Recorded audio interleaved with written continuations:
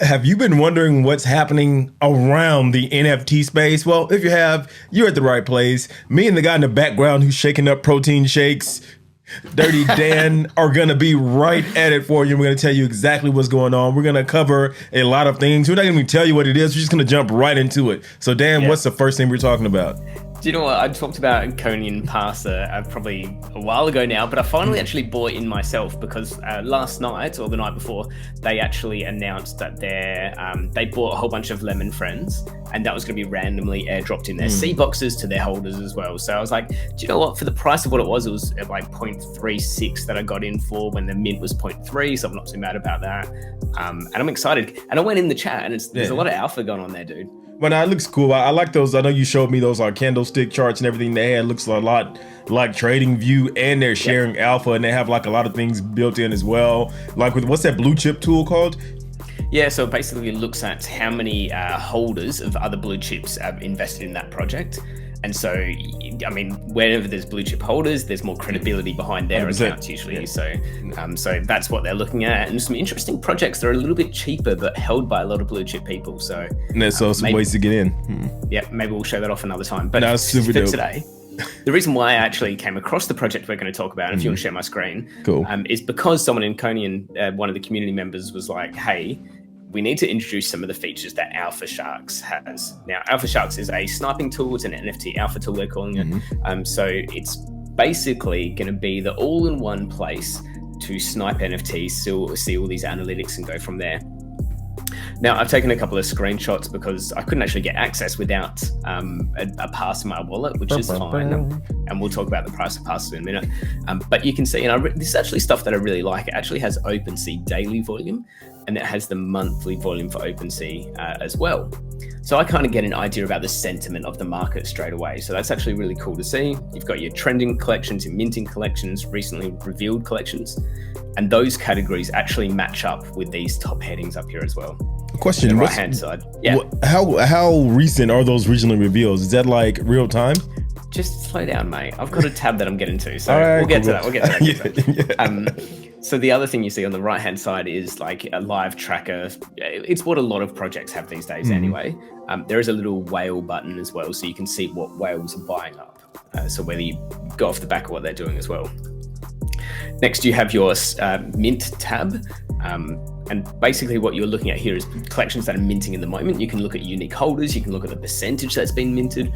So it's interesting to see that there. I'm not a huge fan of buying at mint. I want to kind of see what happens a little bit after. So 100%. That screen won't be too favorable for me, but it'll be interesting to see unique minters. I really like that aspect actually, to see how much is spread out, and you can kind of know whether someone's whaling in to then just sell out later on. You can't trick people anymore, huh? I mean, there's a time where it's just like, hey, we can just mint up, like have somebody buy a ton of these, or we can buy a lot of them to fake the volume to get people to FOMO in. But now tools are getting smarter, which is great.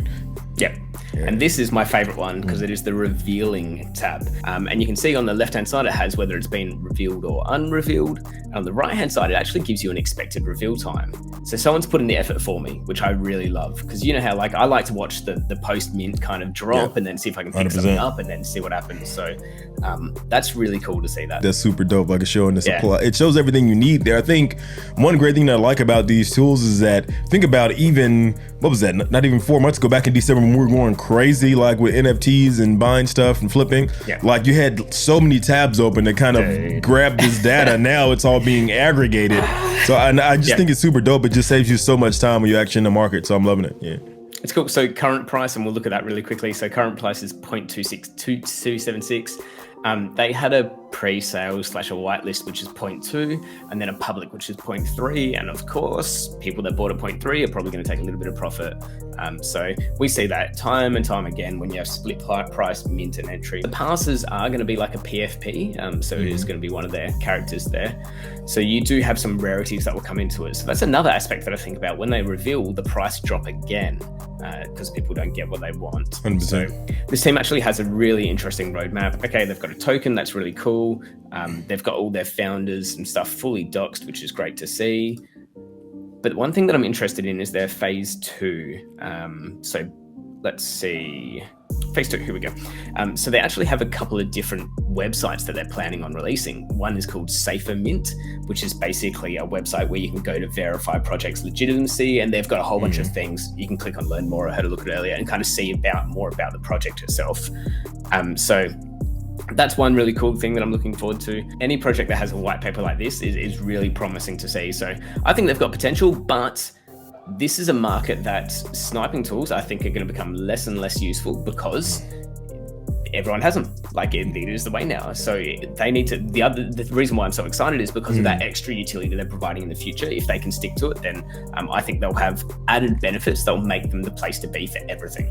Makes sense. And I was about to say the same thing, because it's just like the tools are getting better, but there's nothing that you can like do to patent it to be like, hey, we're the only people who can do this utility in our tool. So you got to continue to innovate and actually put out plans. So I love how transparent they are. I like to actually have a white paper and plan put together as well. So we'll see how they go. I think it's super cool. 100%. Yep. Yeah. What else we got?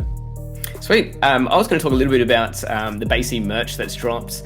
I'm so tired of hearing about BAYC, but that's just me. But anyway, yeah, go ahead. I personally don't vibe on the actual look of it. Like, I like the Stitch little logo that's on the front, but the actual stuff on the back doesn't really fancy me. And I put in the comments whether you actually like the look of the merch or not.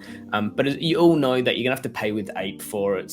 Apecoin, which is their new release token. They're going to have different types of merch as well. So it'll be like soccer jerseys. What else will there be? You can pick between BAYC and Mayweather merch. You have to have it in your wallets connected to the website, but you'll be paying through a coin-based merchant. So that's what some people might catch little people off guard. So just be aware that you will be using coin-based merchant if you do have BAYC in your wallet or Mayweather. Yeah, it's the only thing about me with, like, I understand that you got this coin that you created to be like the utility token for your infrastructure, your business, but at the same time, I'm like, I just don't agree with using crypto to pay for anything because of the price of it. Like, I don't know what apecoin is right now, but depending on how much they're asking for this hoodie, I could end up spending like freaking a couple $100,000 for a hoodie, you know, where it just, I just don't get it. Yeah. And that's what everyone's saying. Everyone's saying, is this going to be the pizza, you know, the Bitcoin pizza? Yeah, 100%. Is this going to be the BAYC hoodie that everyone talks about? So I think it's quite risky. Everyone was saying that they should have given you an alternate. So they should have said it's $200 in USD and it's like the equivalent of $100 in Ape. So people have the choice. Right, at that time, you know, but it's so hard because this stuff just moves up and down so fast. Like, I'm just, have I ever? No, I don't think I've never bought anything with crypto. Even when I've considered it, I've been like, nope, not gonna do it because I don't want to be the Bitcoin pizza, right? So, hey, let us know in the comments what you guys think about buying things with crypto. I'm not for it, but I understand what they're trying to make apecoin out to be from a company perspective, but I think since the consumers create the demand for it, supply and demand actually makes how much is valuable and what it's worth, I don't know if they're going to be able to do it, but that's a conversation for another day because I don't want to talk about BAYC anymore. So what I want to talk about now is that Floyd Mayweather drop. It happened a couple of months ago, but I think it's still really relevant because there's some things I want to point out just in case you may be a celebrity watching this and thinking about dropping an NFT. Let's talk about how to do it right, but let's firstly go through what went down with the whole Floyd launch. The thing about this guy, like, I used to live in Las Vegas, so very familiar with him. Super smart business person, like huge like fan of what he does on the business side and taking ownership of his career from a boxer perspective and becoming a promoter. Great. But I know that he'll do anything to make money. I remember when it was probably not even a year ago where it was him, Kim Kardashian, and a bunch of other people promoting Ethereum Max. Do you remember that? No. Like, yeah, no. there was like this new thing that was like trying to take over Ethereum. It's called Ethereum Max, and their whole plan was to have a bunch of like celebs and influencers promote it. And of course, it turned out to be a scam, naturally. But nobody said anything about that. But that's the type of person Floyd is. I remember with Bored Bunnies, they did a video of him with them, like, oh yeah, Bored Bunnies is dope. They probably paid him a ton of money to do it, so he'll do whatever for the money. So I started looking at this project, and I was just like, okay, I just want to give him the benefit of a doubt and kind of have a look at it. But I want to quickly go through, like, okay, it's Floyd's world, if you will. So if we go through with this thing, it talks about, okay, we're gonna have 11,111, whatever. That's fine. And then to buy entrance into the Floyd world, it's going to change the paradigm of everything about NFTs. Like, okay, high claims or whatever. One thing I do like about it, because I don't want to poo-poo all over everything, is this. So we're all about trying to get new people. That's what this channel is here for, to get new people into Web3 to get them to understand. So I feel like every project at this point anyway, especially if you feel like you're going to attract a lot of people, should have something like this. So it's super simple. It's a little video with him talking, walking through how to actually set up your MetaMask wallet. But it took him only a few minutes. So very good, very smart. Everybody should do things like that.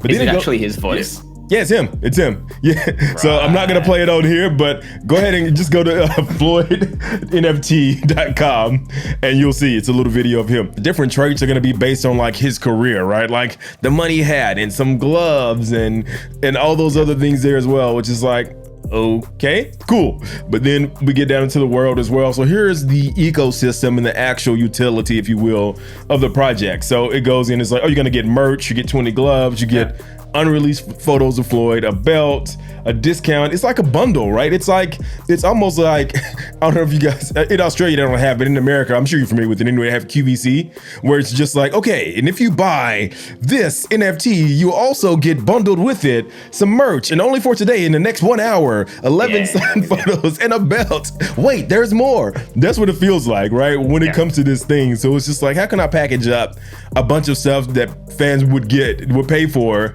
and put it in an NFT? I'll be honest, he probably could have got more money just auctioning this type of stuff off on eBay than put it in an NFT. That's my personal thoughts. You know what I mean? Good point. Yeah, no, that makes sense.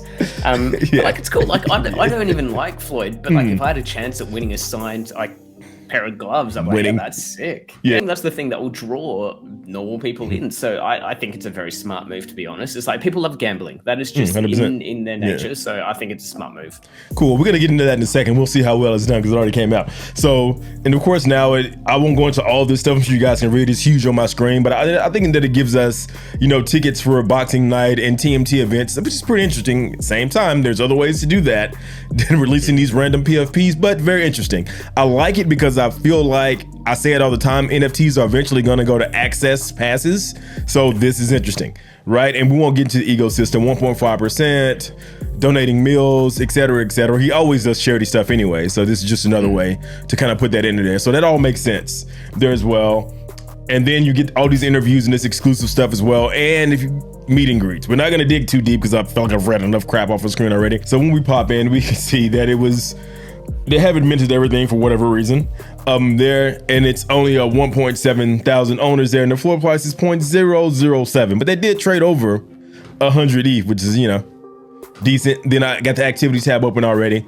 It was a sale a couple hours ago, so it's not a lot of things happening there, and we can already see the reveals happen as well, all the different items that they have in here as well, which it's like an art project with the bundled stuff that you could get from an auction, from a like collector's auction or eBay or something like that as well. So this is everything Floyd does is a money grab, which is fine. I can't hate on another person's money in the way they make it, but this is like a blatant money grab to me, and I'm just not with it. I thought it would do better based on just who he was, but the thing I love about it, and I want to hear your thoughts on this as well, Dan, is that in Web3, like, people don't really care if you're a celebrity or not. They care if you're actually trying to do something to better the community. So look at this, Alpha Sharks compared to, a Floyd launch. Think about how Alpha Sharks founders would compete with Floyd in anything in Web2 or commercial. He would blow them out in the water, but not in Web3. What do you think? What are your thoughts?